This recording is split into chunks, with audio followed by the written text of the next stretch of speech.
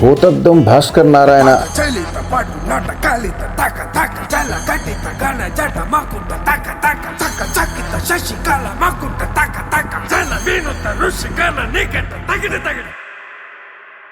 Shiva trap ట్రాన్స్ అనే పాటని నేను ఇప్పుడే రిలీజ్ చేయడం జరిగింది.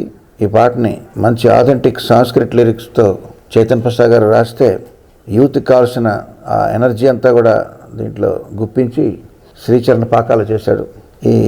ఈ పాట వీడియో చూస్తూ ఉంటే ఇది ఆబ్వియస్గా ఇది ఒక డిటెక్టివ్ తాలూకు స్టోరీ అని అర్థమవుతుంది.